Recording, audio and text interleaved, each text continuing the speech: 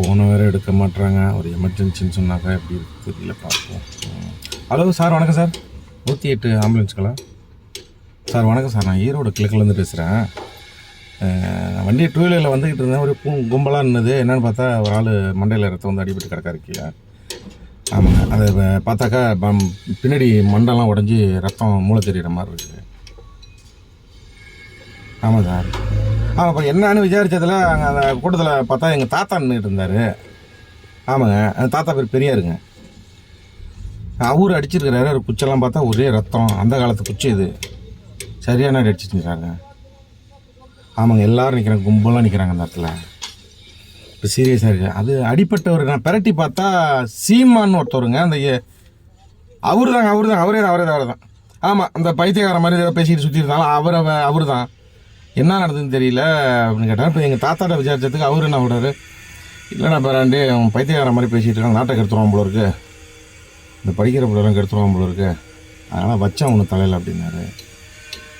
சரிங்க, என்னங்க இப்படி சொல்கிறீங்க? பாவங்க, அந்த ஆள் கிடக்கிறாருங்க.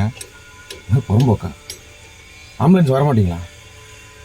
அவன் இருக்கிறத செத்து போகிறத மேலுன்றீங்க.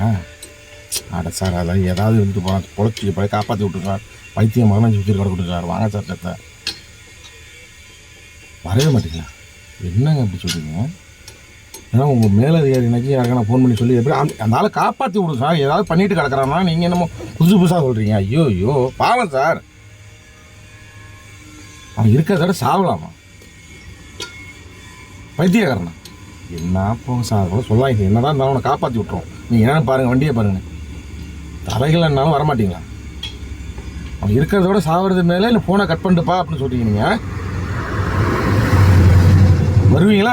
இப்போ கடைசியாக சொல்லுங்கள், வருவீங்களா வரலையா? கரெக்டாக சொல்லுங்கள். வர முடியாது உங்களால், அவன் சாப்பிட்டுன்றீங்க.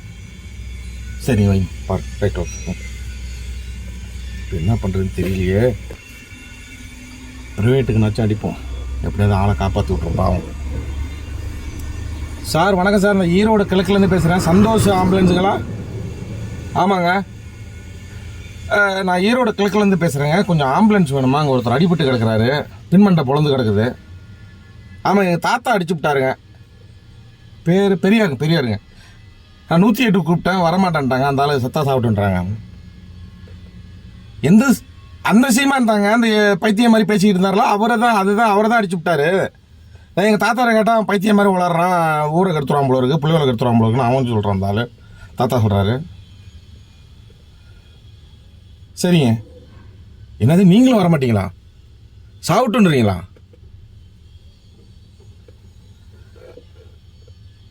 சரி என்ன சார், அதுக்கு பாவம் இல்லைங்களா? அவன் காப்பாற்றி விடலாம். அவன் காப்பாற்றினா ஊரை கெடுத்துருவானா? நீங்களும் அதே சொல்கிறீங்க. என்ன சார், எல்லாருமே அப்படி சொன்னா என்ன சார்? அந்த அளவுக்கு மோசமானவனா சார்? சரிங்க சார், ஓகே சார், ஓகே. சரி வைங்க, ரைட், ஓகே. தம்பி நில்டா, அந்த ஆளை தூக்கிட்டு போய் என்னடா செய்ய போகிறீங்க அப்படின்னு. ஐயோ என்ன செய்ய போகிறானோனே தெரியலையே. தூக்கிட்டு ஓடுறானோலே, பிறந்துருவானோ போல இருக்க பாவிகளா.